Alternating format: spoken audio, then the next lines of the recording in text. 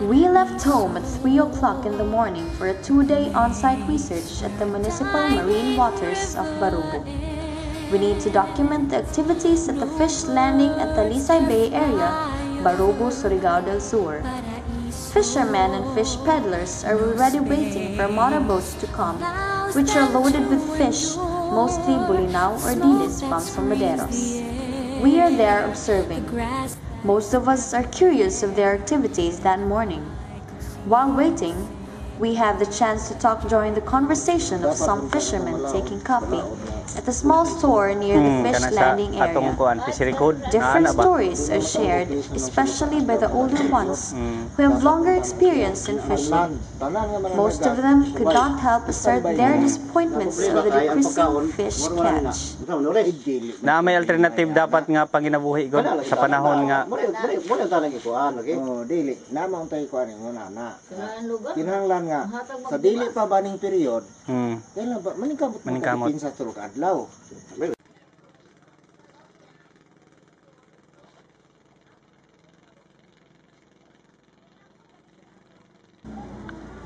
After an hour, we see peddlers carrying baskets and buckets rushing towards the docking area of motorboats. Aram and Shasta, the photographers, followed them. After a few minutes, their cameras start to flash in different angles. Everything is fast. Peddlers have to move fast in taking buckets of fish from the broker, since they still have to travel even the neighboring province of their merchandise. Eagerly. We plan to depart from Barubo at 7 in the morning, but we have to wait because it was low tide. The motorboat cannot pass through the bay, so we take a cab going to Baybaydos, Dapdap, Barubo, Surigao del Sur, where the boat is docked. From there, we can travel at low tide since the bay is deeper compared to Talisay. Loaded with camping and documentation equipment, the research group embarks the Bureau of Fisheries and Aquatic Resources patrol boat and a fishing boat from a volunteer. Mr. Mistula, our moderator, instructs us to wear a life jacket from BFAR. Before leaving, Mr. Octobre orients the group on safety procedures, while Mrs. Gingging reminds us on the activities pertaining to our research. With us is Mr. Davio Aribal, the Municipal Tourism Officer, who is willing to assist us in our 2-day activities. Everyone is excited as our boats start to navigate through the shallowed bay of Dapdap. The boat navigator has to maintain low speed while we are still in the bay area. The tide gives us time to see the growing new generation of mangroves in the area, planted as part of a government project. It's nice to see mangrove forest being revived from destruction in the past decades. A barrier in the sea because of the many nipa huts of seaweed growers. Every hut towers rows of ropes with plastic floaters where seaweeds are planted. The boat navigator has to be watchful of the right way because he might cross over the ropes.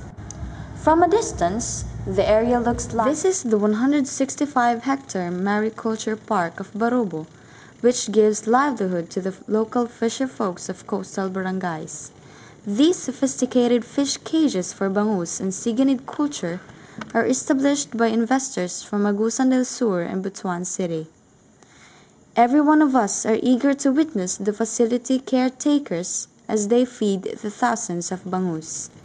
This fish cage contains 19,000 bangus that will be harvested after 6 months.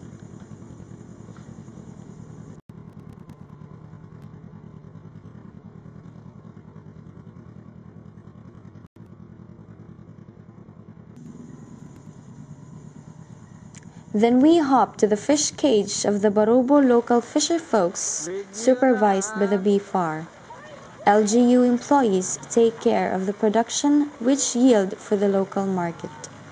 Teacher coaches and researchers enjoy feeding the greedy jumping bangus.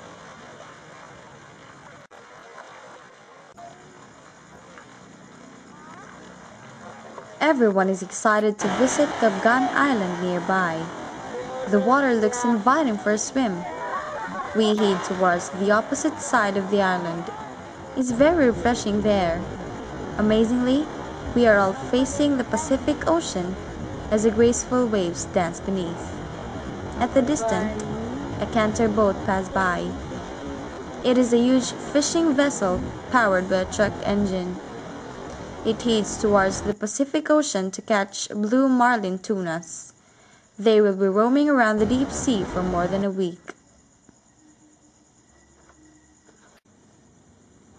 It's already lunchtime, so the group heads towards the barangay suwa nearby the campsite.